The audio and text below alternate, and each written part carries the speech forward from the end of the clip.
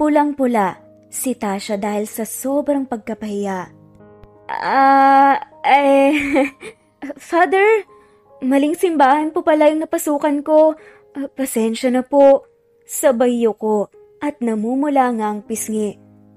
Sabi naman niya sa lalaki o groom na nasa harapan, Sorry talaga. Akala ko kasi, mali pala ako. Hindi pala to yun.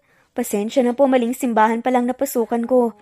Utal-utal nga niyang sabi sa groom na hindi makatingin sa lalaki. Pasensya na po kayo, nagkamali lang po pala ako ng napasukang simbahan. Sorry po talaga. Hiyang-hiyang ang aniya at yumuko bago dahan-dahang tumalikod. Alis na po ako. Kamot ulong at pautal-utal nga nasabi ni Tasha. Kakaripas na nga sana siya ng takbo nang hawakan bigla ng groom ang braso niya. Hindi ka aalis. Nakita mo naman, tumakbo na ang bride ko. Kaya ikaw ang magiging bride ko. Kapalit niya. Ano nga kaya ang mangyayari dahil sa epic fail na nagawa ni Tasha?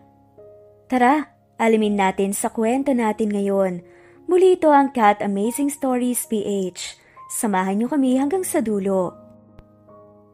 3 taon na ang lumipas mula nang iwan si Tasha ng ex-boyfriend niya at hindi na ito muling nagpakita pa sa kanilang mag-ina. Matapos nitong humingi ng pera sa kanya dahil kailangan itong umuwi sa pamilya, ay hindi na nga ito bumalik. Iniwan na nga silang mag-ina. May anak si Tasha sa kanyang ex-boyfriend.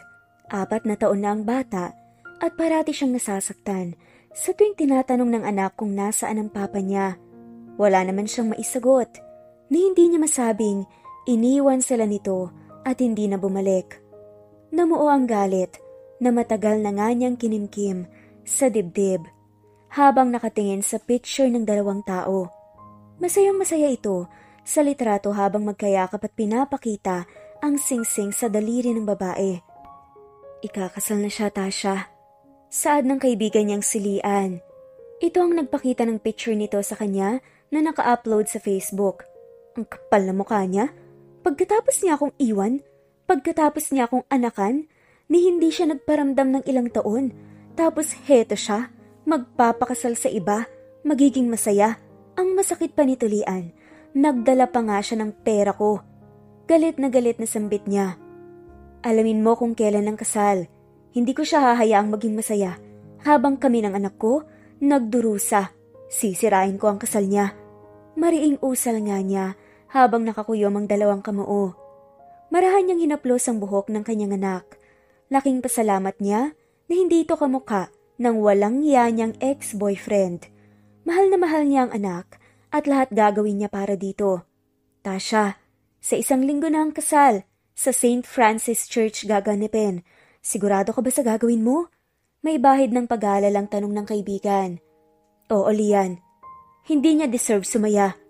Sabi nga ni Tasha, tapos ay tumingin sa kawalan. Desidido siyang gawin ang planong pagtutol sa kasal nito. Ngayon na ang araw ng kasal. Maagang gumising si Tasha para isagawa ang plano. Lumuhod siya para pantayan ang anak na nakanguso habang nakakunot ang munti nitong noo. Mommy? Sasama? Ani nga ng bata, pero hinawakan lamang ni Tasha ang pisngi ng anak. Baby, may pupuntahan kasi si mommy na importante and bawal kasi ang mga bata doon. Nandito naman ang ninang Lian mo para bantayan ka. Babalik din ako agad, tapos pasalubungan kita. Saad niya sa bata. Babalik ka po kaagad? Nakanguso pa rin tanong nito. Nakangiting tumangutango si Tasha sa anak, tapos ay hinagkan na nga ito sa noo at pisngi. Niyakap niya rin ito bago tumayo. Ikaw na muna ang bahala kay Tupi, Lian. Aalis na ako. Usal nga ni Tasha sa kaibigan. Tumango ito bago hawakan ng anak niya. Sige Tasha, mag-iingat ka ha, ani ng kaibigan. Muli niyang hinarap ang bata tapos ay nagpaalam na nga. Sumakay na nga siya ng sasakyan at dahil hindi niya tukoy ang lugar kung saan ikakasal ang lalaki, ay gumamit siya ng Google Maps. Medyo may kalayuan ng lugar Kaya inabot nga siya ng ilang oras bago matunto nito. Ipinarada niya ang sasakyan sa harap ng simbahan bago bumaba. Tiningala pa nga niya ang simbahan bago igala ang paningin sa paligid. Lalo siyang nakaramdam ng galit nang makita ang bridal car sa harap din ng simbahan. Inumpisahan niyang ihakbang ang kanyang mga paa palapit sa tarangkahan ng simbahan. Tanaw na tanaw niya ang maraming bisita sa loob. Nasa 2 tao sa unahan ang atensyon ng mga ito. Inilapit nga ni Tasha ang paningin sa unahan. Naikuyom niya ang kamao bago humakbang ng ilang beses hanggang sa tuluyan na nga siyang makapasok. Walang nakapansin sa kanya dahil lahat ng atensyon nila ay nasa ikinakasal. May tumututol pa ba sa kasalang ito? Tanong nga ng pari. Buong lakas na sumigaw si Tasha dahilan para magtinginan ng lahat ng naroong bisita. Itigil ang kasal! Wala kang karapatang magpakasal sa iba. Pagkatapos mo kong anakan at iwan, magpapakasal ka sa babaeng yan? Ang kapal ng mukha mo. Kaya tumututol ako sa kasalang ito. Buong lakas na sigaw ni Tasha dahilan para pagtinginan siya ng mga tao. Maging ang pari sa unahan ay natigil sa pagsasalita. Bakas ang pagtataka sa mukha ng mga naroon. Maraming nagbulong-bulungan habang nakatingin sa babae. Anong ibig sabihin nito, Gerald? Sinong babae yan? At anong sinasabi niya? Namuo ang pagtataka sa mukha ng babae nang marinig ang pangalan ng lalaki. Napakunot na tuloy si Tasha. Sinasabi ko na nga ba? Niloloko mo ko eh. May babae ka at may anak ka pa pala. May halong inis na sambit ng bride. Hindi ko alam ang sinasabi niya, Bianca. Saad ng lalaki at unti-unting napagtanto ni Tasha ang nagawa niya nang marinig ang boses ng lalaki. Sinungaling ka, pero di bali na. Pinaghandaan ko na to at hindi lang ikaw ang kayang manloko dahil ang totoo, niloloko din kita. May lalaki akong iba at ngayon may dahilan na ako para iwan ka. Sa sinabi ng babae na pasinghap ang mga naroon. Para ba silang nanunood ng telenovela? Tuluyan nang nakumpirma ni Tasha ang hinala ng humarap ang groom sa kanya. Napaawang ang labi niya habang nakatingin dito. Halos hindi niya napansin ang tumatakbong bride palabas ng simbahan.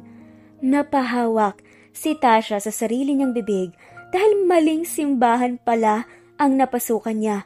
Maling kasalan ang nasira niya. Hiyang-hiya siyang humarap sa mga tao. Gusto niyang hilingin sa langit na sana lumubog na ngayon dahil sa sobrang kahihiyan. Nagulat si Tasha nang nasa harapan na nga niya ang binata. Seryoso itong nakatingin sa kanya. At sigaw pa nga nito, habang pautal-utal, Father, maling simbahan po pala yung napasukan ko. Pasensya na po. Sabay yuko at namumula nga ang pisngi. Sabi naman niya sa lalaki o groom na nasa harapan, Sorry talaga. Akala ko kasi, mali pala ako. Hindi pala to yun. Pasensya na po, maling simbahan palang napasukan ko. Utal-utal nga niyang sabi sa groom na hindi makatingin sa lalaki. Pasensya na po kayo, nagkamali lang po pala ako ng napasukang simbahan. Sorry po talaga. Hiyang-hiyangang aniya at yumuko bago dahan-dahang tumalikod. San ka pupunta? Baritonong boses mula sa kanyang likuran. Alis na po ako. Kamot ulong at pautal-utal nga nasabi ni Tasha. Kakaripas na nga sana siya ng takbo nang hawakan nito ang braso niya. Hindi ka alis. Mag-uusap tayong dalawa. Seryosong boses nga nasabi ng lalaki. Aalis na ako. Pwede niyo namang ituloy ang kasal eh. Nagkamali lang talaga ako. Ayun pa yung bride mo oh. Ituloy niyo na po yan. Father, tuloy niyo na po yung kasal. Pasensya na po talaga. Wrong wedding pa lang napuntahan ko. Sorry po. Sabi nga ni Tasha. At dali-daling tumalikod at naglakad paalis. Hindi ka aalis. Dahil sinira mo na ang kasal ko. The damage had been done. Bumagsak ang balikat ni Tasha dahil sa kamali ang nagawa. Dismayadong nagsialisa ng mga bisita. Hindi na rin nila nakita ang bride kasi sumakay ito sa itim na kotse at tumalis Tanging ang mga magulang na lang ng binatang natira sa simbahan. Kailangan mong magpaliwanag sa akin sa ginawa mo. Usal pa nga nito. Pero, nagkamali lang po ako. Hindi ko sinasadya. Ulit niya. Lalo siyang kinabahan nang makitang naglalakad palapit sa kanila ang mga magulang ng lalaki. Ipaliwanag mo ang lahat ng ito, Gerald. Hindi ako makapaniwalang mangyayari to. May anak ka na pala? Ni hindi mo man lang sinabi sa amin ng daddy mo? Ayusin mo ang gulong to. Sumasakit ang ulo ko sa nangyayari. Saad ng ginang bago naglakad palabas ng simbahan. Inaasahan naming maaayos mo to, Gerald. Dalhin mo ang mag-ina mo sa bahay. Usal pa nga ng ama na hindi narinig ang sinabi ni Tasha kanina na maling simbahan pa lang napasukan niya. Sinundan na nga ng ama ni Gerald ang asawa. Pagkalabas ng mag-asawa ay muli siyang hinarap ng binata. Uuwi na ako. Pabulong nga na sabi ni Tasha. Pero sabi ng lalaki bigla, pakakasalan mo ko. Rinig niyang saad nito. Ano? Kunot noong tanong ni Tasha. Dahil hindi natuloy ang kasal ko, pakakasalan mo ko. Ikaw ang papalit sa bride ko. Lalong lumalim ang kunot ng noo ni Tasha. Hindi pwede ah. Bakit naman kita pakakasalan? Ayoko. Mariing tanggi ni Tasha. Ngumisi ang lalaki sa kanya. Kung ganun, wala akong magagawa kundi kasuhan ka. Alam mo bang maling-mali ang ginawa mo ngayon? Gumawa ka ng kwento at sinira ang kasal ko. Maraming taong nadamay, nadismaya. Malaking gastos ang nasayang. At isa pa, kailangan kong maikasal. Sambit ng lalaki. Pero dapat nga magpasalamat ka sa akin. Kasi kung hindi ako nagkamali, hindi mo malalamang niloloko ka ng babaeng pakakasalan mo. Balik na saad nga ni Tasha. Basta. Ayaw ko magpakasal. Uuwi na ako. Pasensya na ulit pero hindi ko sinasadya. Inaamin ko na nagkamali ako. Saad nga niya bago mabilis na umalis. Hanggang makasakay na nga ng sasakyan ay inis na inis si Tasha sa sarili. Bukod kasi sa nakasira siya ng kasal ng iba, natuloy at matiwasay na naikasalang walang yang ex niya. Nadatna niya ang anak sa pintuan ng kanilang bahay.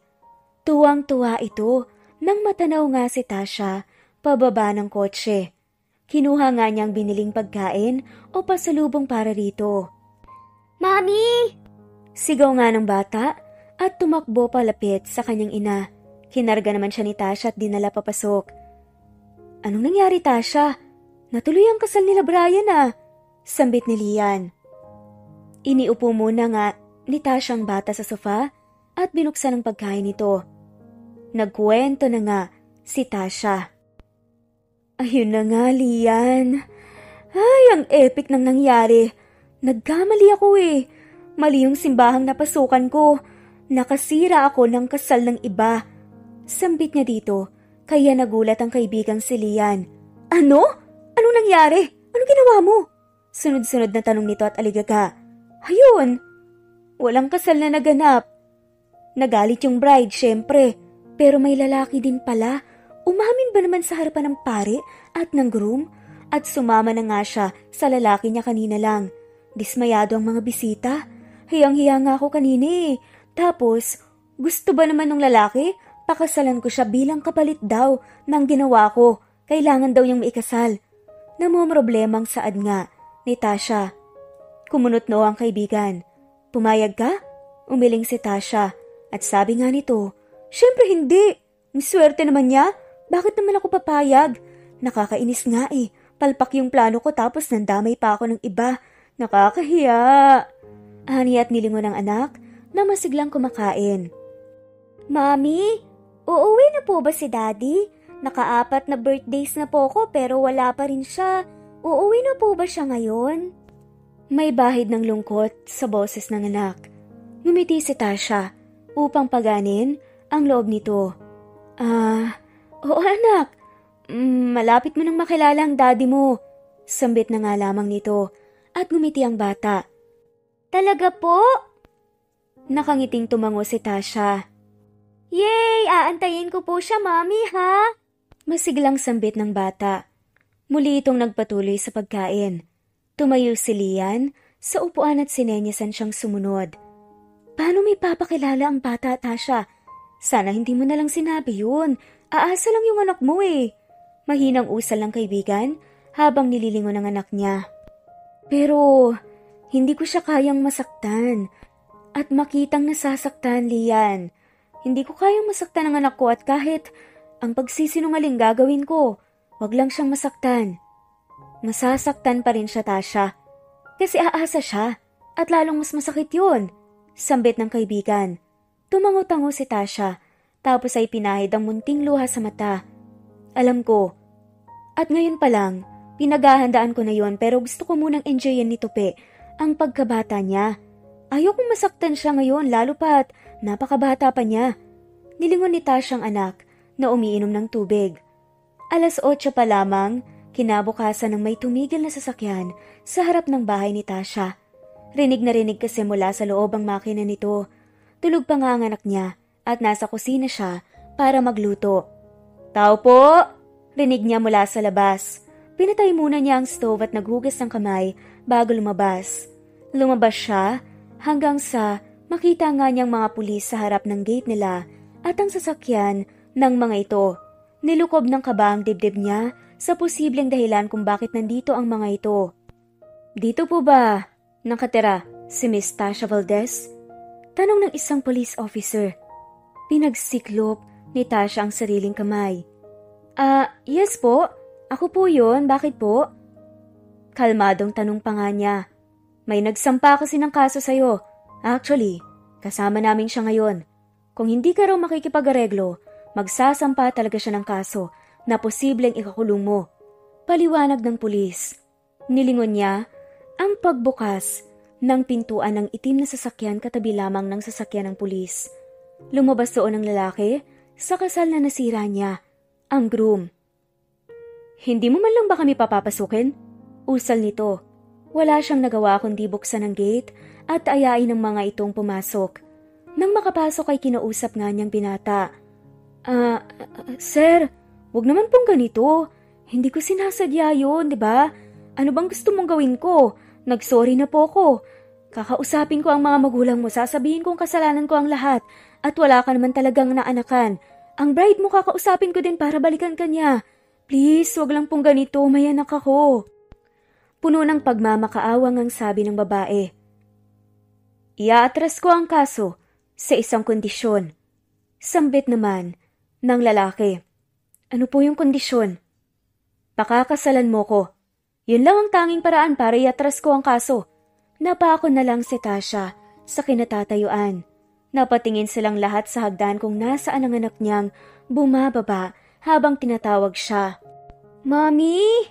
Sigaw ng anak hanggang makababa. Wow! A policeman, Mommy! Why are they here? Manghang sabi ng anak, tapos ay nilapitan pa ang mga ito. Tapos hinawakan na para bang tinitignan kung totoo. Mommy, I'm hungry. Lumapit na sa kanyang bata. Thank you, officer. Tatawag na lang po ulit ako. Sambit ng binata at pinaalis na ang mga pulis. Akala niya ay aalis na nga ito pero hindi. Bumalik nga ang lalaki sa loob. Ngayon ay tuluyang napansin ng anak niya ang binata. Bumaba nga ito sa pagkakakarga sa babae. Mommy? Siya po ba ang daddy ko? May bahid ng saya sa boses nito. Hindi agad siya nakasagot. Walang salitang lumabas sa bibig niya. Ito po ba ang surprise niyo, Mommy? Kaya po pala nag-dream ako kagabi na darating na si Daddy. Usal pa nga nito na nagtulak sa kanya na gawin pa ang isang bagay. Yes, anak. Siya ang daddy mo. Anya, halatang nagulat naman ang lalaki sa sinabi ng babae. Tuwang-tuwang tumakbo palapit kay Gerald ang bata at nagpakarga ito. Daddy, namiss po kita. Bakit ngayon ka lang umuwi? Ba't ngayon mo lang ako pinuntahan? Tanong ng anak ni Tasha. Tumalikod si Tasha para punasan ng luha sa mga mata niya. Hinawakan ng anak ang tigkabilang pisngi ng binata at hinalikan. Ang cute mo naman, anak. Manang-mana ka kay daddy. Nagulat si Tasha sa inakto ng binata. Tawang-tawa at bakas ang saya sa boses ng bata nang halikan din ito ng binata sa pisngi tapos ay naupo sa sofa at inilagay ito sa hita niya. Daddy, ikis mo rin po si Mommy para happy family tayo. Napaawang ang bibig ni Tasha. Hindi niya akalaing mahihiling yun ng anak. Bungakala niya ay siya na ang pinakamagaling umarte pero magaling din ang binata dahil nagawa nitong sabayan ang trip ng anak niya. Naku anak, marumi pa ako tsaka nagluluto ako at pawis pa. Wag na. Iiling-iling nga na sabi ni Tasha. Sa peripheral vision niya ay kitang-kita niya ang pagngisi ng binata. Hinarap ng anak ang lalaki. Daddy, okay lang ba kahit marumi pa si Mommy? Ikikis mo pa rin siya? Tanong nito dito. Bumagsak ang balikat ni Tasha nang tumango ang binata. Oo naman. Mabango pa rin naman ang mommy mo kahit hindi pa siya nakakaligo. Bahagya pang nag-init ang pisngi ni Tasha sa sinabi ni Gerald. Mommy, dali! Ikikis ka na daw po ni Daddy. Excited na sambit nito. Dahan-dahan siyang lumapit at naupo sa tabi ng dalawa. Daddy, ayan na po si Mommy, kiss mo na siya. Pipikit na lang po ako. Ani ng anak, tapos ay nagsimula ng pumikit. Hindi akalain ni Tasha na totoong hahalikan siya nito sa pisngi, kaya nahampas niya ito sa braso at sinamaan ng tingin. Aray! Daing nga ng lalaki. Bakit ka po umaray, Daddy? Tanong nga ng bata. Wala anak. Nakagat ako ng langgam Masakit pala mga gat yun? Sambit nga ni Gerald. Samantalang si Tasha ay namumula na at hindi na mapakali nang dahil sa halikan nga nila. Bumalik tuloy si Tasha sa kusina para magluto at naiwan sa sala ang dalawa. Akala niya hindi makikisabay ang lalaki, pero pinanindigan nito ang sinabi niyang ito ang ama. Ngayon ang problema na lang niya ay ang hinihiling ng lalaki para iurong nito ang kaso. Bukod pa doon ay ang anak niya na masyado nang natuwa sa binata. Gusto niya sanang magsisi dahil ipinakilala niya ito, pero nung nakita niya ang saya sa anak niya ay pakaramdam niya ay tama lang ang ginawa niya. Inilagay niya sa mesa ang pagkain tapos ay tinawag na nga ang anak at binata. Kakain na anak, halika na. Aya nga niya dito at binalingan nga niya si Gerald. Kakain na, sabi naman ni Tasha dito. Hinawakan ng anak niya ang kamay ng lalaki at hinila nga papuntang kusina. Ang binata pa mismo ang naglagay ng kanin sa anak. Sinusubuan pa nga nito ang bata. Masarap ba ang luto ni Mommy? Tanong nito sa bata. Opo, Daddy. Masarap po lagi ang luto ni Mommy. Kaya nga po mataba ako Sagot ng anak na ikinatawa nga nito. Masarap nga, tataba na rin siguro ako mula ngayon kasi ang mommy mo na ang magluluto para sa atin. Ani nga ng lalaki. Hindi ka na po aalis? Biglang tanong ng anak niya. Tinignan niya ang lalaki at natatakot sa magiging sagot nito. Baka kasi masaktan ng anak niya. Nilingon din muna siya ni Gerald bago magsalita. Hindi na. Dalawat, ikakasal na kami ng mommy mo. Ani nga ni Gerald na ikinagulat nga ni Tasha. Samantalang sayang-saya naman ang bata. Sinabihan niya ang anak na maglaro muna kasi mag-uusap sila ni Gerald. Hindi pa ako pumapayag sa kasal, saad ni Tasha. Kung ganun, ay hindi ko iaatras ang kaso. Gustong-gusto niya ng ama. Ang anak mo. Kaya kong ibigay sa kanya yon. Hindi siya mahirap mahalin at tiyak na hahanapin niya ako. Ani nga nito. Babalik ako bukas dito para malaman ang desisyon mo. Magpapaalam muna ako sa bata. Sambit nga nito tapos ay tinalikuran na nga ni Tasha si Gerald. Sinundan nga niya ito hanggang sa sala at nakitang kinakausap ang anak niya. Anak, aalis muna si Daddy, okay? Babalik din bukas. Saad nga ni Gerald sa bata. Nagsimula namang mamula ang mata ni Tope at kusutin ang mata. Pinipigilan itong humikbi. Aalis ka po ulit? Iiwan mo na naman kami ulit? Halos naiiyak nga na saad ni Tope. Hinaplos naman ni Gerald ang buhok ng anak. Babalik si Daddy. May kukunin lang ako. Matagal bago tumigil sa pag-iyak ang bata bago ito pumayag na umalis si Gerald. Nangako naman ang lalaki na babalik din ito kaagad. Anak, tulog na tayo, gabi na. Sabi nga ni Tasha sa bata na nakaupo sa kama habang nanonood ng TV. Mami, wala pa po ba si Daddy? Hindi po ba siya matutulog dito? Inosenteng tanong ng anak. Hindi anak eh, kaya matulog ka na muna, okay? Nandito naman si Mami, hindi naman kita iiwan. Niyakap nga niya ang bata at yumakap naman pabalik ang maliliit nitong kamay sa kanya. Matamlay ang anak niya mula nang magising ito. Tanghali na kasi pero wala pang Gerald ang dumadating. Naiinis si Tasha sa sarili dahil siya ang may kasalanan kung bakit umasa ang anak niya.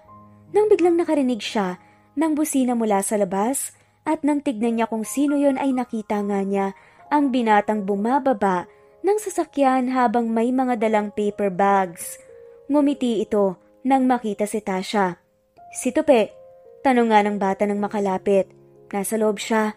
Sagot naman ni Tasha at tumango ito at pumasok na nga si Gerald. Anak, nandito na si Daddy. Sambit ng lalaki. Ang matamlay na si Tupe, mabilis na tumayo sa pagkakaupo at tumakbo palapit sa binata. Namuo ang saya sa dibdib ni Tasha habang pinapanood ang dalawa. Para kasi silang tunay na mag-ama. Akala ko po kasi hindi ka na babalik. Nakangusang saad ni Tupe sa ama. Ginulo naman ito ang buhok ng bata, tapos nginitian. Maaari ba naman yun? May pasalubong ako sa'yo. Here. Iniabot ni Gerald ang paper bag sa anak na masayang tinanggap ng bata. Wow, toys! Ang ganda po, Daddy, at saka ang dami. Tuwang-tuwa nga na ani nito. May food din akong dala. Tara, kumain muna tayo, anak. Tumango ang bata at tumayo sabay humawak sa kamay ng ama.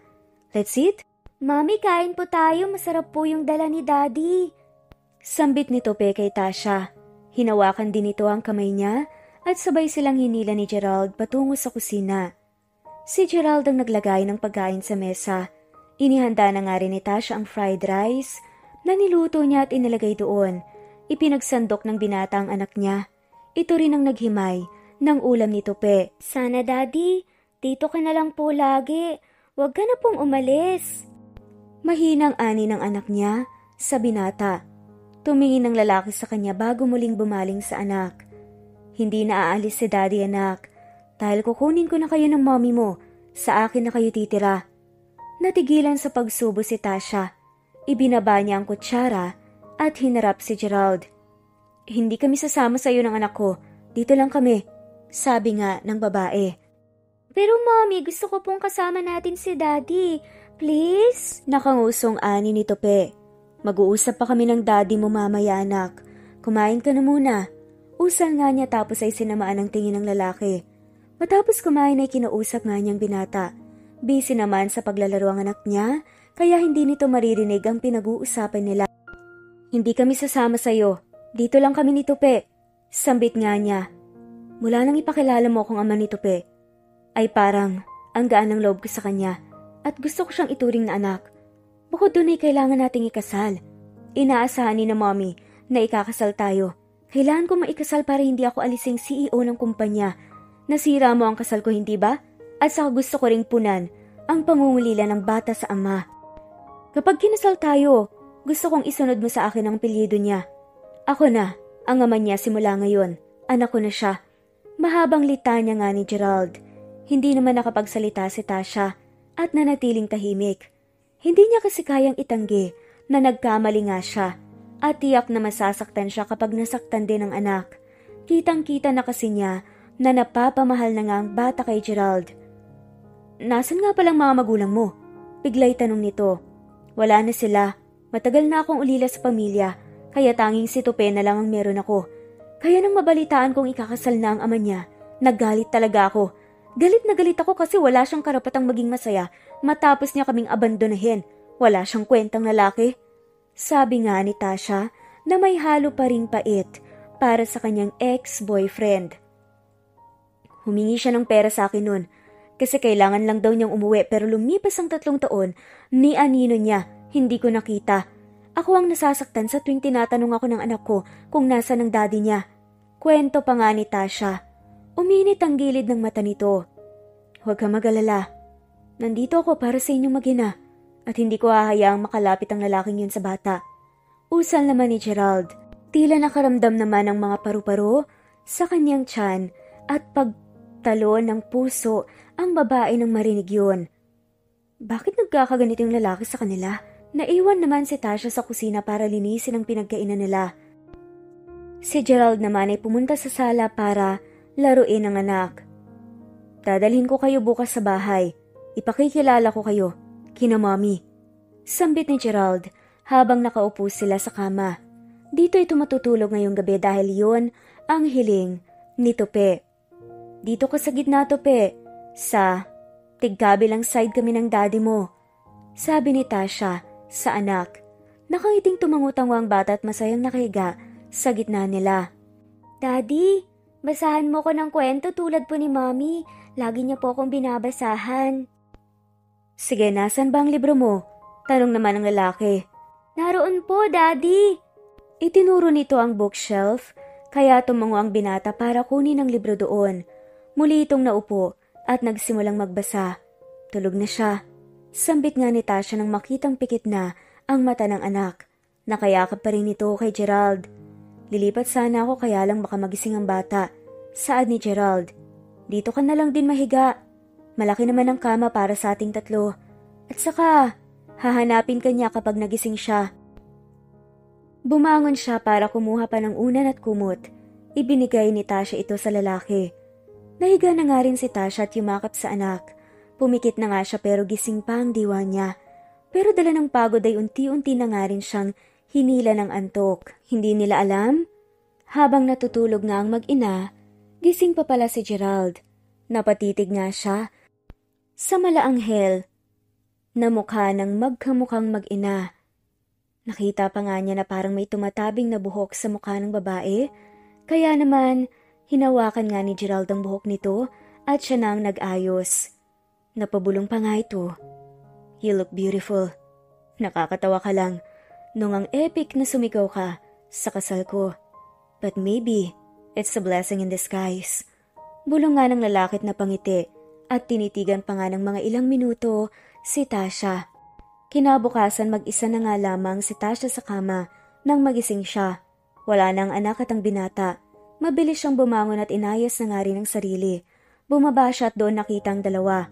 Nakatalikod ang binata habang nakaharap ito sa niluluto. Tahimik namang nanonood ang anak sa harap ng mesa. Good morning, baby. Bati nga ni Tasha sa anak. Good morning din si Tope. Good morning. Pagbati sa kanya ni Gerald habang ibinababa nito ang niluto sa mesa. Kiss po kayo tulad ng fairy tale, Mommy. Nagkikiss po ang hari tsaka Reyna doon. Inosenteng halik ng anak. Naubo si Tasha sa request nito. Minsan nagsisisi siya na hinayaan niya itong manood ng ganun. Mamaya na anak, kakain muna tayo. Saad na nga lamang ni Tasha pero desidido talaga ang bata sa sinabi. Kaya naman nagpa-cute pa nga ito sa ama. At sabi, Daddy, ikiss mo na po si Mommy, please. Ngumiti naman si Gerald. Okay, pero sa pisngi lang muna. Bawal yung sa lips kasi bata ka pa. At bawal mo yun makita. Maliit na tumawa at humagikik ang anak. Lumabas naman ang kabog ng dibdib ni Tasha nang unti-unti. Natatakot tuloy si Tasha sa mga posibleng hilingin pa ng anak niya. Ngayong araw ang punta nila sa bahay ng lalaki, kaya ganun na nga lamang ang kaba ni Tasha.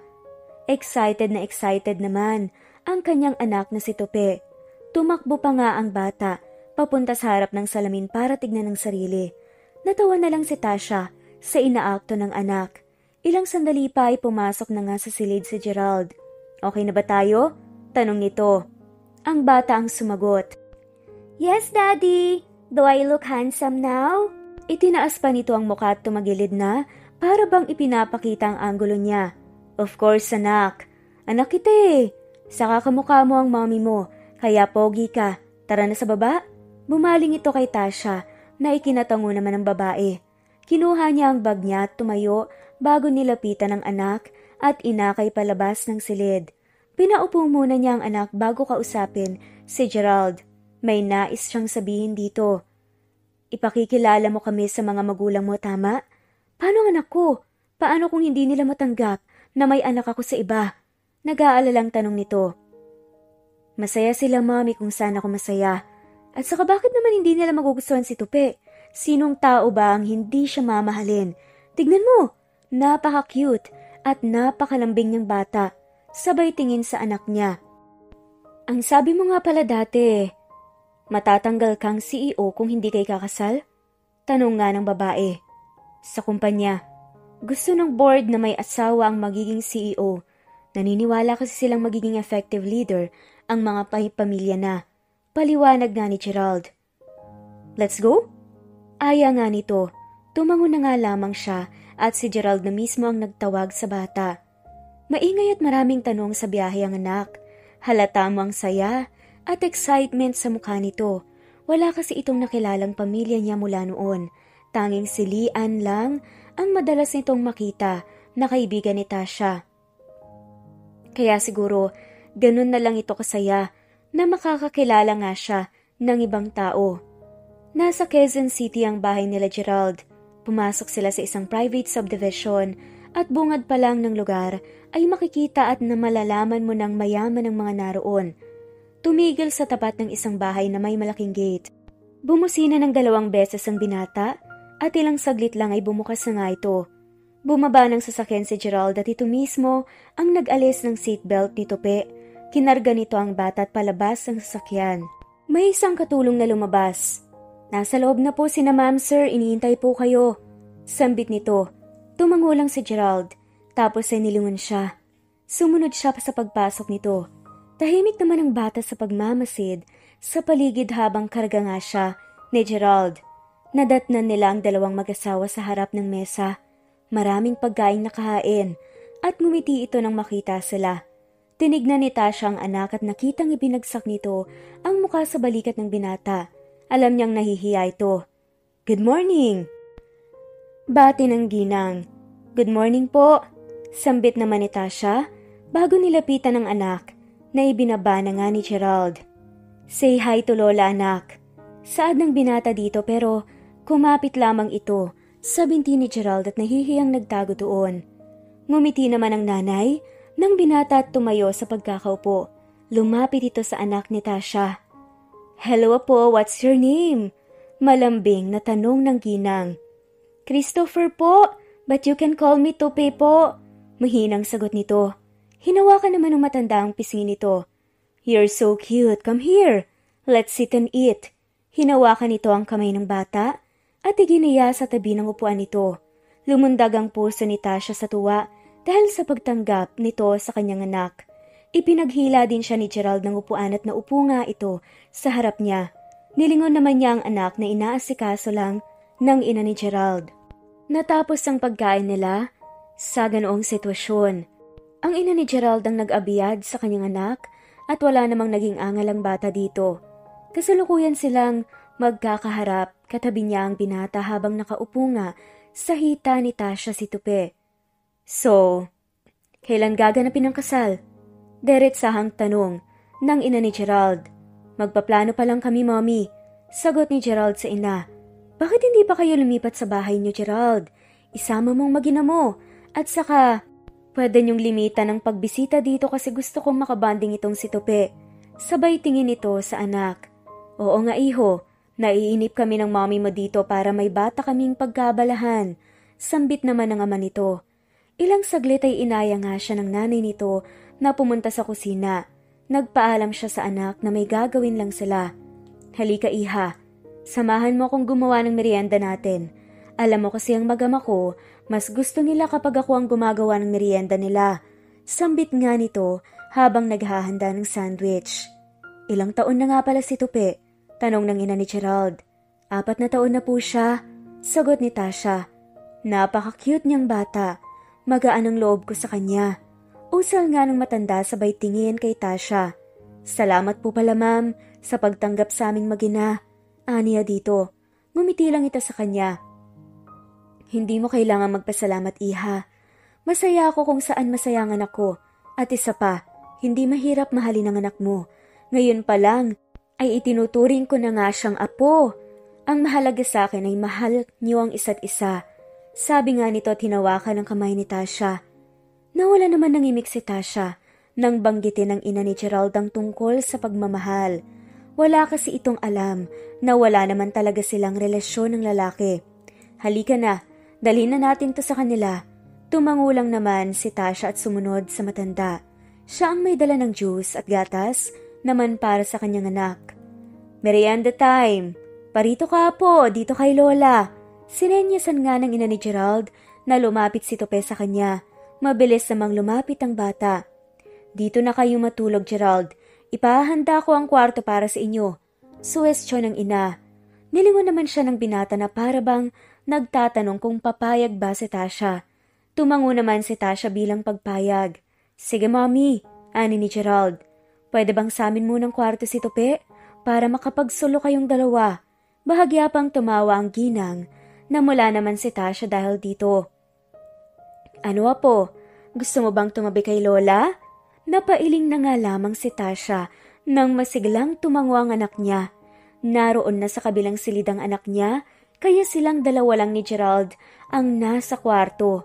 Gustuhin man ni Tasha mag-request ng ibang silid, hindi niya magawa. Magtataka kasi ang mga matatanda kapag ginawa nila yon. Ang problema niya ngayon, wala nga siyang dalang damit. Tanging si Tope lang ang naipagdala niya dahil hindi niya inaasahang dito sila magpapalipas ng gabi. Sabi na nga lamang ni Gerald, may t-shirt ako sa kwarto, hindi ko pa yun nasusuot, kunin ko. Sambit nito bago lumabas ang kwarto. Ilang minuto lang ay nakabalik na nga ang binata. May bitbit na nga itong white t-shirt at isang boxers. Lumapit ito at iniabot yun sa kanya. Here, ito munang suotin mo. Ikaw na munang gumamit ng banyo. Sabi pa nga ni Gerald. Kinuha yun ni Tasha at tinignan. Maayos naman ang damit ngunit naalala niyang wala siyang baong pangibaba. Anong problema? Tanong ni Gerald nang mapansing nakakunot ang noo ni Tasha. Wala kasi akong panty eh. Sambit nga niya. Hindi tuloy agad nakapagsalita ang binata. Malaki naman ang boxers ko.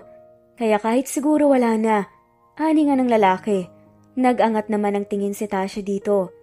Malamig yun sa pakiramdam. Reklamo nga niya kaya napaiwas ang tingin ng binata at napakamot sa ulo. Bigla namang nakaramdam ng hiya si Tasha. Tumayo na nga siya at nagdesisyong pumasok na nga lamang ng banyo. Dito na ako, ani at mabilis na tumakbo papasok ng banyo. Nadatnan niyang nakaupo sa kama ang binata nang makalabas siya. Dahil sa laki ng t-shirt na suot, ay halos umabot sa tuhod ni Tasha ang damit. Matangkad kasi ang binata kaya ganun na lang kalaki ang damit nito. Tapos na ako. Mahinang sambit niya lang. Tinignan siya ng lalaki bago tumango at naglakad papasok ng banyo. Bigla niyang naalala ang anak. Kitang-kita niya ang saya sa mga mata nito kanina. Laking pasalamat din niya na tanggap ng mga ito ang anak niya. Inayos niya ang kama. Nilagyan niya ng unan ang pagitan ng kama. Nagtaka pa nga siya dahil walang sofa sa loob ng kwarto. Nagplano kasi siya sa sofa na lang mahiga pero wala nito doon. Lumabas siya sa silid para silipin ang anak. Nakasalubong niya ang ina ni Gerald. Ngumiti ito nang makita siya. Tignan mo si Tope, iha. Naku, nakatulog na sa kwarto habang binabasahan ng lolo niya ng kwento. Napainom ko na rin siya ng gatas. Sambit nito. Napangiti na nga lamang si Tasha. Ganun po ba? Salamat po. Gusto mong uminom din ng gatas? Sumabay ka na sa akin kasi pababa rin ako. Tumango na nga lamang ang babae at sumabay na nga sa ginang. Sandali silang nagkwentuhan bago magpasyang matulog na. Huwag mo na din pala akong tawaging ma'am, iha. You can call me mommy or kung nahihiya ka pa, kahit tita na lang, okay? Usal nito.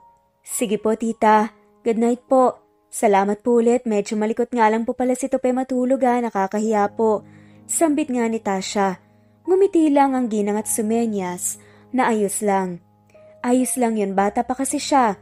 At saka ang lawak naman ng kama namin kaya walang problema. Pahayag nito. Saktong kapapasok nga lang ng babae ng kwarto nang lumabas ng banyo. Si Gerald. Nagpupunas ito ng buhok bagong ligo kaya siguro natagalan sa loob. Pinuntahan mo si Tope? Tanong nga ni Gerald habang papalapit sa kama. Oo, tulog na daw sabi ng mommy mo kaya hindi ko na rin sinilip. Saad nga ng babae at inihanda na nga ang sarili sa paghiga. Nagbalot nga siya ng kumot. Tutulog na ako, good night. Sambit nga ni Tasha bago tumalikod at ipikit ang mata. Pikit ngunit nararamdaman pa rin ni Tasha ang paggalaw ni Gerald. Nararamdaman nga niyang lumubog ang kama sa likuran niya, kaya alam niyang nakahiga na nga rin ang lalaki. Good night. Paus na ani nga ni Gerald.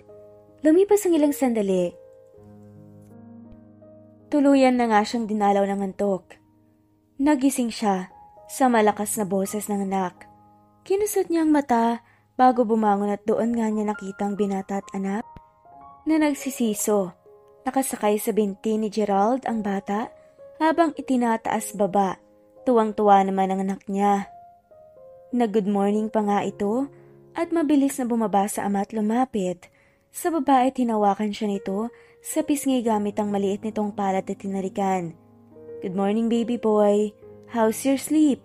Tanong nga niya dito. Good po, Mommy. Kayo po ni Daddy, good din po ba? Sabi po ni Lola, gagawa daw po kayo ng little sister ko. Halos masamid sa sariling laway si Tasha sa sinabi ng anak. Natatawa naman sa isang gilid ang binata. Anak, hindi kami gumagawa ng little sister ng daddy mo. Niloloko ka lang ng lola mo. Sabi nga ni Tasha. Nabibigla pa rin. Ngumuso naman si Tope sa ina. Pero gusto ko po ng little sister. Saad nito na parabang madali ang hinihiling niya. Nagsalita naman si Gerald. Anak, wala ka pa ngayong little sister pero soon, gagawa kami ng mami mo. Nakangiting ani nito, kaya nakurot niya ito sa braso. Tigilan mo nga yan, kung ano-anong sinasabi mo sa bata eh. Suway nga ng babae. Todo kaway nga si Tope sa kanyang lola, nangaalis na nga sila. Baya po, balik ka dito ah. Usal ng ginang. Tumango naman ang masaya ang bata. Si Gerald ang naghatid sa kanila pa uwi. Susunduin ko kayo bukas para doon na tayo tumira sa akin. Gusto ko nga sana ngayon na, pero alam kong hindi payos ang gamit nyo. Usal nga nito.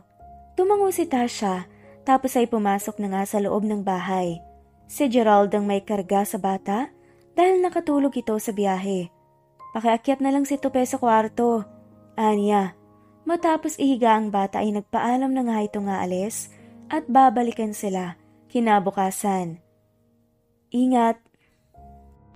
Maikling sambit niya dito. Tumango lang ang binata bago tuluyang umalis. Batid ni Tasha na malaking responsibilidad ang pag-aasawa at alam niyang hindi yun biro pero base sa ipinapakita ni Gerald, pati ng pamilya nito ay hindi siya maghihirapang makisama. Ramdam niya ring napapamahal na ang bata sa binata.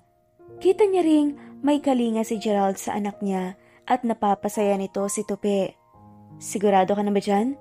Tanong ni Lian habang naggagayak siya ng gamit nilang mag-ina.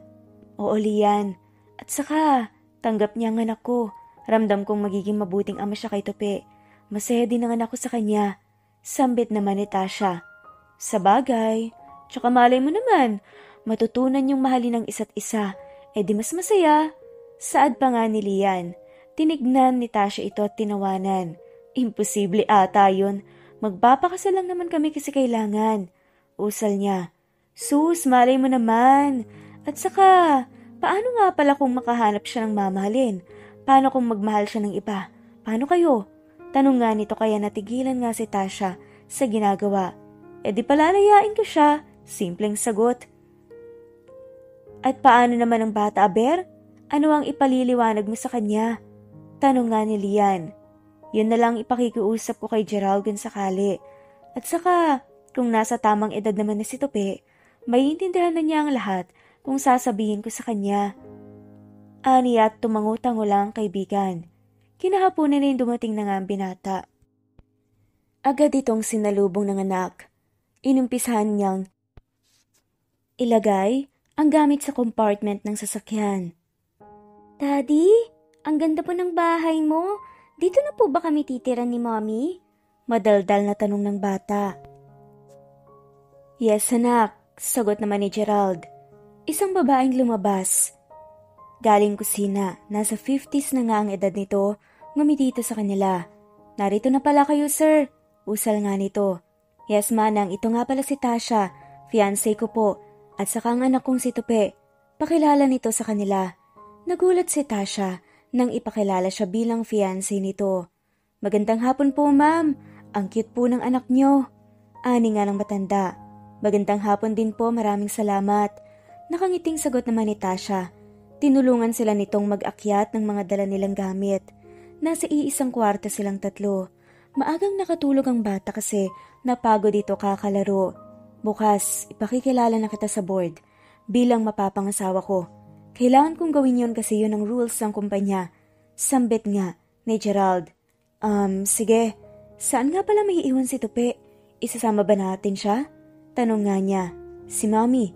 Sabi niya sa kanya na daw muna si Tupi bukas. Tumangutango si Tasha. Kinabukasan ay maagang gumising si Tasha dahil patungo nga sila sa kumpanya. Idinaan nila si Tupi sa mga magulang ni Gerald at tumuloy na nga sila. Kaliwat kanang pagbati mula sa mga empleyado ang natanggap nila. Pagpasok lamang ng gusali. May isasagawa sila ngayong meeting sa conference room at doon siya ipakikilala ni Gerald. Hindi nga mapigilan ni Tasha ang kabahan, samantalang hinawakan ng binata ang kamay niya. Don't be nervous. I'm here kaya walang mangyayari sa iyong masama. Usal nga nito. Nakuha nilang dalawa ang atensyon ng lahat ng sandaling pumasok na sila sa conference room at magkahawak kamay pa. Tumayo ang mga ito at bumati sa binata habang hindi pa rin binibitawan ni Gerald ang kamay niya. Good morning, Mr. Tan. It's nice to see you again dahil matagal ko nang hindi naka-attend sa meeting. Nabalitaan din namin ang naudlot mong kasal. Ani nga ng isa sa mga boards. Yes, I'm back. May nasikaso lang ako. Usal naman ni Gerald. Aware ka naman siguro sa itinayong rules ng dating CEO, ang inyong ama. Yun ay kailangan mong maikasal at mag-asawa upang manatili kang CEO. Saad pa nga ng isa. Ngumiti lang si Gerald bago siya harapin. I know. That's why I want to introduce to all of you, my fiancé, Tasha Valdez. Pakilala sa kanya nito. We are going to be married soon. We are preparing for it. Paliwanag pa nga nito. But how about your last bride? What happened? Tanong ng isa sa mga boards. We are done. Nabalitaan niyo naman siguro ang nangyari and we are not for each other. And inamin din niya that she's cheating. But now, I found my home. And I'm sure of her. Nakangiting sambit nito na para bang normal na normal lang ito para sa kanya. Na para bang tunay silang nagmamahalan. That's good. I assume that you will invite us to your wedding. Biro pa nga ng isa. Of course. Saad ng binata. Dumiretso nga sila sa opisina ni Gerald. Sinalubong ito ng sekretarya nito para ipaalam ang nakaabang nitong mga trabaho. Malinis at naka-organize na ang loob ng opisina. Habang nakaupo sa sofa at nakaharap sa kanyang laptop ang binata, ay hindi niya napigilang magtanong. Bakit hinayaan mong iwan ka ng mapapangasawa mo sana? Hindi mo ba siya ganun kamahal para hindi siya paglaban? Tanong nga niya. Tumigil naman si Gerald sa ginagawa tapos tumingin kay Tasha. We agreed to marry each other for our own good, not because we love each other. As you can see, I need a wife. Normal na sagot lang naman ni Gerald. Kung aalis kami ni Tope, ay okay lang din sa'yo dahil pakakasalan mo lang din naman ako dahil kailangan, diba? Usal ni Tasha. Kumunot ang noo ni Gerald nang tinitigan siya nito. Yon ay kung hahayaan ko kayong umalis. Tatapusin ko na to para makauwi na tayo. Baka hinahanap na tayo ng bata. Sambit nga ni Gerald tapos tumuloy na nga sa ginagawa. Nag-drive-thru sila para ipasalubong sa anak. Pumapasok pa lang sila sa bahay ng mga magulang ni Gerald ay natatanaw na nga niya agad ang anak na tumatakbo papalapit sa kanila. I miss you, Daddy, Mommy! Umakap ito sa kanilang dalawa. We miss you too, baby. May pasalubong kami sa'yo. Saad ni Tasha sa anak. Kinarga ito ng binata papasok. Naroon ang mag-asawa. Kanina pa niya tinatanong kung uuwi na ba kayo. Usal ng ina ni Gerald. Kain po tayo, may binili po kami ni Gerald. Sabi naman ni Tasha. Sige lang, iha. Mauna na muna kayong pamilya. Mamaya na kami ni Gerardo. Usal nga nito. Masiglang kumain si Tope. nang dala nilang Jollibee. Paborito kasi ito ng bata kaya yun ang binili nila. May mga laruan ding binili ang binata, kaya mas lalo itong natuwa. Ini-spoiled mo na si Tupe, baka masanay siya at hanap-hanapin niya yan. Saad nga ni Tasha, I want to spoil him. Gusto kong ibigay ang lahat sa kanya. Usal nga nito. Hindi naman kailangan. Sapat na sa akin na tanggap mo siya. Sambit ni Tasha. Hayaan mo na ako, Tasha. Gusto ko ang ginagawa ko at hindi naman masama kung ipararamdam ko sa kanya ang pagmamahal ng isang ama. Sinserong submit nito kaya tumango na lang siya. Salamat. Usal nga ni Tasha. Hapon na nga, nang makauwi sila at sa mga sumunod na araw, ay naging abala si Gerald sa kumpanya. Tanging sila lang ni Tupe, kasama ang katulong ang naiiwan sa bahay. Hapon na rin kung umuwi ang binata kaya namimiss na nga itong kabanding ng bata. Nangako naman ito sa anak na babawi siya sa weekend. Ipapasyal daw niya si Tupe. Araw ng linggo at walang pasok sa opisina ni Gerald. Nag-aya itong magsimba para na rin maipasyal ang anak. Mamamasyal tayo, Daddy? Tanong nga ng anak. Tumango naman si Gerald dito. Oo anak, sambit nito. Nagsimba muna sila bago pumunta sa Enchanted Kingdom dahil hindi magkamayaw ang bata sa lahat ng gusto nitong sakyan at ang pinata pa mismo ang kasama nito at nanonood lang si Tasha. Habang nakaupo nga si Tasha, nagulat na nga lamang siya nang biglang kunin nga ni Gerald ang kanyang kamay, dahilan para makarandam nga siya ng balta-baltahing kuryente na dumaloy sa kanyang katawan. Paano ba naman kasi? Pinilit nga siya ni Gerald na sumakay ng Ferris wheel kasama ang bata. Dahil hindi naman daw nakakatakot yun at mabagal lang naman. Ang taas-taas sabi nga ng babae. Don't worry, okay? Andito naman kami ng anak mo. Masaya doon. Sabay kinulit nga siya ng kanyang anak. Sumakay na nga rin sila ng Ferris wheel. Gandang-ganda naman si Tasha habang nakasakay doon. Wow, ang ganda pala ng view pag nasa itaas na. Sabi pa nga nito. Nakatingin sa kanya si Gerald. Sabay sabing, tama ka, ang ganda. Nang lingunin nga siya ng babae, napaiwas nga ng tingin bigla si Gerald. Ang tinutukoy niya kasing maganda ay si Tasha. Bigla namang humagikgik si Tupe. Ay, ang sweet naman po ni Mommy at ni Daddy. Sana parati na lang po kayong ganyan. Nakakakilig po Natawa na nga lamang ang dalawa at saka niyakap nga ang bata.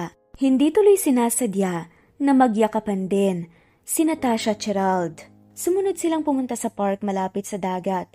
Bumili sila ng snacks at merienda dahil naisip nilang mag-picnic doon. Sabi pa nga ng bata nang gusto nga niya ng ice cream, sabay turo sa nagtitinda. Okay, dito ka lang muna. Bibili ako, huwag kang malikot, okay? Naglakad na nga si Tasha patungo sa nagtitinda. 3 nga pong nasa cup, Manong. Saad niya at binigay naman niya ang bayad at mga alis na nga para bumalik sa pwesto nila nang biglang makita nga niya ang ex niya. Mag-isa ito at nakatingin din sa kanya. Iniwas din ni Tasha ang paningin at lalampasan na nga sana ito ngunit mabilis siya nitong pinigilan. Tasha, usal nito. Pilit na umaalis si Tasha ngunit tinaharangan ito ng lalaki. Ano ba? Pwede bang padaanin mo ko? Ano bang kailangan mo? Hagas nga, nasaad niya dito. Kamusta? Napawang na lang ang bibig ni Tasha matapos marinig yun. Hindi niya mapigilang matawa. Kamusta? Naririnig mo ba yung sinasabi mo? Kung kausapin mo ko para bang wala kang ginawang kasalanan. Okay na ako. Okay na okay at masaya na. Kaya umalis ka na sa harapan ko kasi nag-uumpisa na akong maalibadbaran sa'yo. Inis na sambit nga ng babae. Natigil nga siya sa pagsasalita nang marinig ang boses ng anak. Tumatakbo ito, palapit kay Tasha. Mommy, kanina ka pa po namin hinihintay ni Daddy. Nakangusong ani nito. Iniabot na nga ni Tasha ang ice cream dito. Tara na anak? Aya nga niya dito ngunit nagsalita na naman ang lalaki. Tasha, siya na ba ang anak? Naputo lang sasabihin nito nang sinamaan nga siya nang tingin ni Tasha at mariing magsalita. Tumahimik ka. Anya dito. Alalahanin mong lahat ang ginawa mo. Wala ka ng karapatan. Namuo ang galit sa dibdib ni Tasha. Mami? Sino po siya? Bakit po kayo magkausap? Pinilit niya ang ngumiti sa anak. Wala anak, kakilala lang ni Mommy. Aniya, dumating naman si Gerald at agad itong lumapit sa kanilang mag-ina. May problema ba? Tanong nito at chinek sila. Umiling naman si Tasha dito. Tope anak, upo ka muna doon sa pwesto natin. Huwag kang malikot, okay? Susunod agad ako. Utos niya sa bata na agad nitong sinunod. Anak ko siya, Tasha. May karapatan ako sa kanya. Usal ng kanyang ex. May karapatan ka lang kung nanindigan ka sa kanya. Baka gusto mong ipaalala ko sa'yo na hindi ka naging ama sa kanya, kaya wala kang karapatan sa anak ko. Kuyumang kamuong saad ni Tasha. Kukunin ko siya. Lalong nagalit si Tasha at akmang susugudin niya ito nang pigilan siya ni Gerald. Ako na ang ama niya ngayon. Iniwan mo siya at ngayon babalik ka. Binabantaan kita. Oras na may gawin kang hindi maganda, ako ang makakalaban mo. Sisirain kita hanggang sa madurog ka. Mariing sambit ni Gerald. Kahit magharap tayo sa korte wala kang laban. Dahil inabandona mo na silang dalawa noon. Akala mo hindi ko alam kung bakit bumabalik ka sa kanila ngayon? Lumalapit ka lang kasi alam mong may mapapala ka pero nagkamali ka doon. Ngayong nandito na ako, wala kang makukuha ni katiting na piso kay Tasha. Kalalaki mong tao mukha kang pera. Galit na usal pa nga ni Gerald dito. Masama naman ang tinging umalis. Ang ex ni Tasha kaya nakahinga naman si Tasha ng maluwag. Ayaw niyang ilihim sa anak ang pagkatao nito, pero kung yun ang ikagaganda at ikaaayos ito, gagawin niya. Hinawakan nga ng binata ang kamay ni Tasha at sabay nilang nilapitan. Si Tope, abala ito sa kinakaing ice cream habang nanonood ng cartoon sa cellphone. Hindi na rin sila nagtagal dahil sa nangyari. Bumabalik pa rin kay Tasha ang pagkikita nila ng tunay na tatay ni Tope. Hindi niya hahayaang masaktan ng anak kahit anong mangyari. Civil wedding ang gagawin niyong kasal? Bakit? Tanong ng ina ng binata. Gusto kasi namin ng simpleng kasal lang, Mami. Saka na kami magpapakasal sa church wedding. Ang importante naman, may kasal kaming dalawa. Sambit ni Gerald sa ina. Hayaan mo nung magdesisyon ng dalawa, Amelia. Hindi naman na sila mga bata at saka, ang mahalaga naman, kasal sila, hindi ba? Saad naman ang ama ni Gerald. O siya sige, kailan ba yan? Hindi na ba tayo mag-iimbita ng maraming bisita? Tanong pa nga ng ginang. Umiling si Gerald sa ina. Hindi na po ma, tayo-tayo na lang at saka ilang kasosyo sa kumpanya. Imbitahan muna rin po pala ang ilan nating kamag-anak. Ani nito. 1 linggo lang ang naging preparasyon para sa kasal. Iilan lang din ang bisita nila. Sana, dagdagan nyo kami, nangapo iho. Mas masaya kung maraming bata sa bahay. Naiinggit ako sa mga kumari kong maraming apo. Sambit ng ginang kaya hindi maiwasang maubo ni Tasha sa hiling nito. Darating tayo dyan, Mami. Sagot naman ng asawa. Busy naman sa pakikipaglaro ang anak niya sa batang kasama ng mga bisita. Maraming bumati sa kanila at kung titignan ng maayos, ang galaw nilang dalawa ay iisipin mong nagmamahalan talaga sila. Tulad ng sinabi ni Gerald, ipinasunod agad nito ang apelyido ng anak sa kanya. Legal na nga nitong anak si Tope at masaya si Tasha para doon. Masikaso si Gerald sa kanilang mag-ina. Mas malimit pa ngang ito ang nagluluto ng agahan at nauunang magising sa kanya. Hindi rin ito nakakalimutan ng responsibilidad bilang ama at asawa. Pakiramdam ni Tasha ay natupad na ang hiling niyang magkaroon ng masaya at kumpletong pamilya. Dahil din sa akto at ugali ni Gerald ay unti-unti nga siyang nahuhulog dito. Kaya lang, nirerendahan niya ang sariling damdamin dahil maaaring hindi sila parehas ng nararamdaman at ayaw niyang paasahin ng sarili. Inimbitahan sila ng mga magulang ni Gerald sa mansyon. Namimiss na raw kasi nila ang bata at sinabing doon muna sila magpalipas ng gabi. Pupunta po tayo kay Lola, ganda Mami? Bibong tanong ni Tope sa kanya. Ngumiti at tumango si Tasha habang nilalagyan ng pulbo ang anak. Oo anak, kaya dapat pogi ka pagpunta kay Lola. O halika, aayusin na natin ang buhok mo. Aniya, saktong katatapos lang nila magayos mag-ina nang pumasok sa kwarto si Gerald. "Let's go?" Ani nito. Lumapit naman dito ang anak at humawak sa kamay. Tumango si Tasha bago silang tatlo lumabas. Masayang-masaya ang ginang nang dumating sila. Ang tagal kasi nilang hindi nakabisita dahil naging busy ang asawa sa kumpanya. "Kamusta kayo anak, iha? Wala pa ba akong aasahang isa pang apo sa inyo?" Ngiti nga nito. Kamunti ka namang masamid si Tasha sa iniinom niyang tsaa. "Wala pa sa ngayon, mommy, pero we are working for it." Sagot na nga lamang ni Gerald. "That's good," usal ng ina. Kasalukuyan silang nasa opisina ni Gerald. Isinama sila nito dahil ayaw ng batang umalis ang ama, kaya wala silang choice kundi ang sumama. "Magpapabili na lang ako sa sekretary ko." Ani nga nito. "Okay lang Gerald, ako na. Bantayan mo na lang si Tope, mabilis lang ako." Sambit nga nito. Kaya sa huli ay pumayag na nga siya. Sa isang malapit na restaurant, siya nagpasyang bumili ng lunch. Sinabi niya ang order niya sa counter at habang hinihintay dito ay pumunta muna siya sa comfort room. Handa na sana siyang lumabas nang bumukas ang pintuan ng banyo. Nagulat si Tasha nang makilala kung sino ang pumasok. Ito ang bride-to-be sana ni Gerald pero hindi natuloy ang kasal dahil sa kanya. "Hi! Bakit parang nakakita ka ata ng multo? Natatakot ka ba?" May bahid ng asar sa boses nito. "Wala naman balak." Si Tasha napansin ng babae kaya lalampasan niya sana ito nang mariin itong hawakan ng braso niya. Napadaing pa nga si Tasha dahil mahigpit ang pagkakahawak nun at halos bumaon ang mga kuko nito. "Huwag mo kong tinatalikuran kapag kinakausap kita." Ani nito. "Ano bang kailangan mo? Bitawan mo nga ako." Iwinaksi niya ang kamay nito. "Aba matapang ka? Ang laki ng atraso mo sa akin, alam mo yon? Sinira mo ang kasal ko at ngayon nagpapakasasa kayong magina. Mga oportunista?" Galit na sambit nito. Tila nag-init naman bigla ang ulo ni Tasha sa narinig. "Wag na wag mong isasama ang anak ko dito." Mariin na usal naman ni Tasha. Pagak namang natawang babae. "At bakit hindi? Ginagamit mo siya hindi ba? Kahit na hindi naman siya anak ni Gerald, nagagamit mo siya." Usal pa nga ng babae. "Galit na galit ka. Bakit wala ka bang kasalanan? May lalaki ka rin naman tama.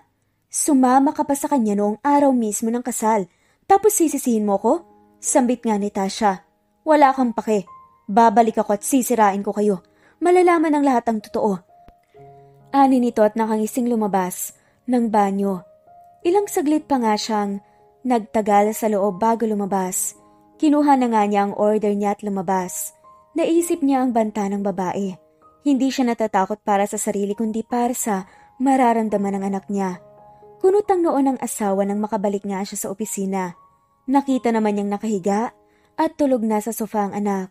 "Sorry na tagalan, medyo marami kasing bumibili." Pagsisinungaling ni Tasha at ipinatong ang pagkain sa mesa. Napansin naman niyang tumayo ang lalaki at lumapit sa kanya. Napaigtad pa nga si Tasha nang hawakan nito ang braso niya na hinigit ng babae kanina. "Na paano to?" May bahid ng pag-aalala sa boses ng lalaki. Napatingin siya sa kanyang braso at nakitang namumula yun at may kaunting gasgas dahil siguro sa kuko. Napauntog kasi yung braso ko kanina paglabas ko sa ibaba. Kaya nagkaganyan. Maliit lang naman, malayo lang naman sa bituka." Usal nga niya. "You should be careful." Ani nga ng lalaki bago pumunta sa isang closet at may dalang itong aid. Pagbalik, "Gagamutin natin yan." Sad pa nga ni Gerald. "Huwag na, ayos lang." Pagtanggi naman ni Tasha. Ngunit hindi na nga nakaangal pa nang hilain siya nito paupo at hawakan ang braso niya. Nagumpisa itong lagyan ng gamot ang sugat na natamo. "Salamat." Mahinang ani ni Tasha. Sobrang lapit ng mukha nila sa isa't isa. Natigil lang ang pagtititigan nila nang marinig ang paos na boses ng anak. "Mommy!" Rinig na lang sambit nito. Nilingon nila ito at kinusot-kusot na nga nito ang mga mata. Kumain na nga sila pagkatapos. Laking pasalamat din ni Tasha na hindi napansin ng anak ang sugat niya dahil tiyak na magtatanong din ito. Kinabukasan ay muli silang sumama sa kumpanya. Nagpatawag ang ilang boards ng meeting. Iniwan muna nila ang bata sa sekretarya at sumama siya kay Gerald sa conference room. Nakatayo nga ang lahat.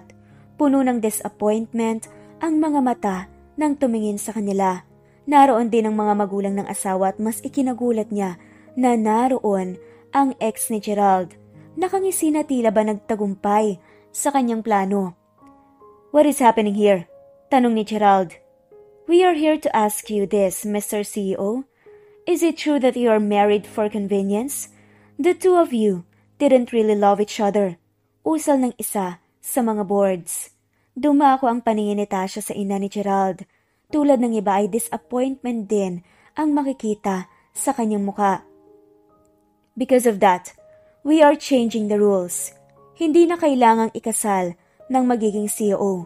File an annulment." Hindi inaasahan ni Tasha ang sinabi ng ina nito. Aaminin niyang nasaktan siya, pero alam niya namang yon ang totoo at nagkamali sila. At isa pa, "You are not the real father of that kid." Mas lalong nasaktan si Tasha. Unti-unting nag-init ang sulok ng mata niya. "Shut up!" sigaw ni Gerald sa nagsalita. Hindi na nakayanan pa ni Tasha. Tumakbo siya palabas at dali-daling pinuntahan ng anak sa opisina. Nagtataka pa nga ang bata kung saan sila pupunta, pero sinabi niya lang na kailangan nilang umuwi. Umiigting ang panga at kuyom ang kamao ni Gerald dahil sa galit. "Wala kayong karapatang magsalita ng ganyan. Sino kayo para sabihin ang ganyang salita? Wala kayong alam sa totoo naming nararamdaman. At wag na wag niyong idadamay ang anak ko. Anak ko siya." Galit na usal nga ni Gerald.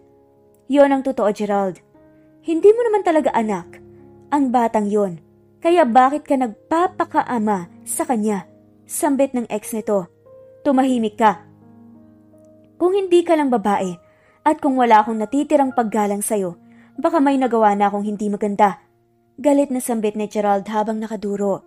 Hinarap niya ang lahat, taas noo, at isa-isa niyang tinignan sa mga mata ang mga ito. "Nagkakamali kayo. Mahal ko ang asawa ko at anak ko, at kahit alisin niyo pa ako sa posisyon, wala na akong pakialam." Seryosong ani pa nga nito. Hinarap niya ang kanyang mga magulang. "Mahal ko po si Tasha. Mahal ko ang pamilya ko at hindi ko hahayaang mawala sila. Handa akong umalis sa kumpanyang to." Buong loob, nasambit nga ni Gerald. Nagulat siya nang ngumiti ang kanyang ina. At sabi nga nito, habang nakangiti, "I know, anak. Anak kita, at nararamdaman ko namang mahal mo siya, na mahal mo ang pamilya mo, at parang tinuturing mo na ngang sariling anak ang bata. Ginawa ko lang naman to para patunayan silang lahat na nagkamali sila. Dahil ako bilang isang ina, nakikita at nararamdaman ko ang tunay na damdamin ng aking anak." Mahabang sambit nito na ikinagulat ni Gerald. Akala niya, galit ang ina. "Sundan mo na ang mag-ina mo. Baka nakalayo na ang mga yon, hindi mo na makita." Usal pa nga nito. Dali-dali na ngang umalis si Gerald para hanapin ang asawa at anak, ngunit wala ito sa bahay nila. "Mommy, bakit po tayo umalis? At saka bakit po natin iniwan si Daddy?" Malungkot na tanong ni Tupe. "May ginagawa lang siya, anak. Sa ngayon, tayo munang dalawa, okay? Masaya ka naman noon, di ba, na si Mami lang ang kasama mo?" At kahit gusto niyang pigilan, ay kusang pumatak ang luha sa mata niya. "Mas masaya po ako nang nandito si Daddy. Pero kung masasaktan po kayo, sige po, okay lang po sa akin. Huwag ka na pong umiyak, Mommy." Pinunasan nga ng batang luha ng ina at yumakap dito. "Tasha." Naagaw ng boses na yon ang atensyon nila. "Daddy?" Sambit naman ni Tope. Mabilis na pinahid ni Tasha ang luha sa mata. "Daddy, dito na lang po kami ni Mommy kasi naiyak po siya eh. Mahal po kita pero ayoko pong umiiyak si Mommy." Inosenteng ani ni Tope. Naglakad palapit ang binata at lumuhod sa harap ni Tope. Hinawakan nito ang kamay ng anak. "Sorry, anak. Sorry kung nasaktan ko kayo ng Mommy mo, pero hindi ko kayang mawala kayo. Mahal kita. Mahal na mahal ko kayo ng Mommy mo." Usal nga nito na ikinagulat ni Tasha. "Alam ko ang totoo, Gerald. Please lang, hayaan mo na lang kami." Usal nga niya. "Totoo ang sinabi ko, Tasha. Sa lumipas na araw, natutunan ko na kayong mahalin. Ikaw. Kaya sana bigyan niyo ako ng pagkakataong ipakita at iparamdam pa yon." Tumayo ito at lumapit sa kanya. Hinawakan nito ang kamay niya. Hindi tayo nagsimula sa magandang paraan, pero gusto kong magsimula ulit tayo. Mahal na kita. Alam kong mabilis pero yun ang totoo. Sinserong sambit ni Gerald. Paano ang mga magulang mo? Ngumiti lang ito sa kanya. Wala namang nagbago. Gustong-gusto ka pa rin nila at ang nakita mo kanina, ginawa lang nila yon para patunayan sa lahat na totoo tayo, na totoong mahal kita. At si Tupe, ani nga nito. Bati na po kayo ni Mommy? Tanong ng anak. Oo anak, kaya uuwi na kayo, okay? Sambit ng ama. Napatalon pa nga ang bata at napapalakpak. Nagpasya silang doon na nga lamang magpalipas ng gabi dahil masyadong nakakapagod ang nangyari ngayong araw. Nagkausap sila ng pamilya ni Gerald at humingi na nga ito ng tawad sa ginawa nilang pagsisinungaling pero pinaliwanag nito ang dahilan na agad naman niyang naintindihan. Hindi na rin muling nagpakita ang ex ni Gerald na nagtangkang sirain sila. Lumipas ang mga buwan, ay masaya silang nagsama. Hindi pa rin makapaniwala si Tasha na darating ang araw na yon. Namamahalin niya ang lalaki at mamahalin din siya nito. Nakahiga sila sa kama at nasa gitna ang bata. Tulog na nga ito at sila na lang mag-asawang gising. Gusto kong sabihin sa'yo na binago niyo ako mula nang tumating kayo ni Tupe. Tinuruan niyo ako magmahal ng totoo. Hinawakan nito ang kamay niya. Mahal kita at hihintayin ko ang araw na marinig din ang katagang yun mula sa'yo. Sambit ni Gerald at ngumiti si Tasha. Hindi mo na kailangang maghintay pa. Mahal din kita, Gerald. Bukod sa kabaitang pinapakita mo, lubos akong nagpapasalamat sa buong-buo mong pagtanggap sa akin sa amin ni Tupe. Madamdamin niyang sambit. Nasa isang resort sila kung saan nila napiling magbakasyon. Kasama nila ang mga magulang ni Gerald, maging ang matalik niyang kaibigan na si Lian. Mommy, gising ka na po. May surprise po kami sa'yo. Inaantok pa si Tasha, ngunit kanina pa siya hinihila ng anak. May nakita rin siyang dress na nasa ibabaw ng kama. Para saan to anak? Saan to galing? Takang tanong nga ni Tasha. Bigay po ni Daddy. Suotin niyo raw po yan. Usal ng bata. Akay-akay siya ng anak niya at ni Lian. Piniringan kasi siya ng mga ito sa hindi niya malamang dahilan. Malapit na ba tayo? Tanong niya. Oo Tasha, konti na lang. Sambit ng kaibigan. Nandito na tayo, pwede mo nang alisin ang piring. Dahan-dahang inalis ni Tasha ang panyong nakatabing sa mga mata niya. Bumungad sa kanyang magandang ayos ng paligid. Napaka-romantic ng lugar at sa dulo ay naroon si Gerald. Nakangiti habang may hawak na isang bungkos ng bulaklak at naglalakad palapit sa kanya. Doon niya lang din napagtantong naroon din ang mga magulang ng lalaki. Nakangiti habang pinagmamasdan sila. Nagsimulang tumugtog kasabay ng paghakbang ni Gerald. Tumigil ito nang makalapit kay Tasha. For you. Usal nga ng lalaki. Tinanggap naman ni Tasha ang bulaklak. Dumating ka sa hindi inaasang pagkakataon sa buhay ko. Sa paglipas ng araw, unti-unti akong mahuhulog sa iyo hanggang sa tuluyan na kitang mahalin. Mahal na mahal ko kayo ni Tupe. Bakas ang sinseridad sa boses nito. Napawang ang labi ni Tasha nang lumuhod si Gerald sa harap niya, lalo na nang ilabas nito ang singsing. Tuluyang pumatak na nga ang luha sa mga mata ni Tasha. Will you marry me, love? Gusto kong pakasalan ka sa harap ng altar, sa simbahan, sa harap ng Diyos. 4 na salita pero labis ang sayang dala kay Tasha. Lumuluhang sabi nga nito, yes. Nagtatatalo ng anak niya sa tuwa. Nagpalakpakan din ang mga naroon at ang mga magulang ni Gerald. Thank you. I love you. Hinalikan siya ni Gerald sa labit ni Yakap. Ilang buwan ang isinagawang preparasyon para sa kasal nila. Sa harap ng Diyos at ng mga mahal nila sa buhay ay nanumpa sila ng kanilang pagmamahalan. Kaaanak lamang ni Tasha sa pangalawa nilang anak na si Trisha, 5 taong gulang na rin si Tupe. Si Gerald ang may karga ngayon sa bunso nila. Mas tahimik kasi ang bata kapag nasa ama. Dumating man ang pangalawa nilang anak, ay walang nagbago. Ganon pa rin ang turing ni Gerald. Kay tupi at nagdesisyon din silang kapag nasa tamang edad na ito, sa kanila sasabihin ng totoo. Ayaw pa nga sana ni Gerald na sabihin dito yon, kaya nga lang ay alam nilang darating pa rin ang puntong malalaman nito ng bata. Ang cute-cute po ni Baby Isha! Sambit ng panganay na anak habang tinitignan ng natutulog na kapatid. Kamo-kamo siya anak, cute kayong parehas. Sambit naman ni Gerald. Pero ayoko na po ng cute. Gusto ko po, pogi ako kasi big boy na po ako eh. Nakangusong sambit nito na ikinatawa nilang dalawa. Okay anak, pogi ka kasi mana ka sakin. Sambit ng ama. Lumipas ang ilang taon, parehas ng malaki ang mga anak nila. 10 taon na si Tupi at 5 naman si Trisha. Kasalukuyang naghahabula ng magkuya. Ang bilis ng panahon, ang laki na nila. Hinawakan niya ang kamay ni Gerald. Thank you. Thank you kasi nakalala kita. Kasi hindi mo lang ako minahal, kundi tinanggap mo ako. At si Tupi, itinuring mo siyang higit pa sa isang tunay na anak. Usal nga niya, ngumiti ang asawa. Ako dapat ang magpasalamat sa inyo. Kasi dumating kayo sa buhay ko. Mahal na mahal ko kayo ng mga anak natin. Puno ng pagmamahal na ani nito sa kanya. Tumakbo naman palapit sa kanilang 2 bata at yumakap din. Maraming dumating na pagsubok sa buhay ni Tasha ngunit hindi siya nawala ng pag-asa.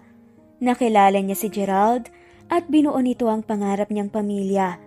Tunay na kapag mahal mo ang isang tao, magagawa mo siyang tanggapin at mahalin, anuman ang estado niya sa buhay, anuman ang kanyang kahinaan at pagkukulang.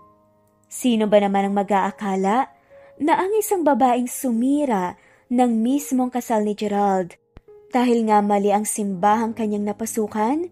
Magiging blessing in disguise pala ito dahil si Tasha mismo pala ang magiging bride niya na talagang mamahalin niya ng wagas. At dito na nga nagtatapos ang kwentong pagmamahalan ni Gerald at Tasha.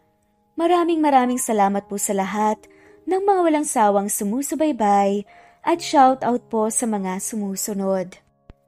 Vilma, Jollibee, Beverly, Lydia Bacus, Nesbeth Hanaban, Presbyteros Rose, Del, Evan, Elvira Dacanay, Jean, Lourdes Bator, Erlinda Gabriel, Augustus Rafanan, Nene Badith, Agustina Niceto, Barry, at shoutout na rin po sa lahat ng mga walang sawang sumusubaybay. Maraming salamat po at muli.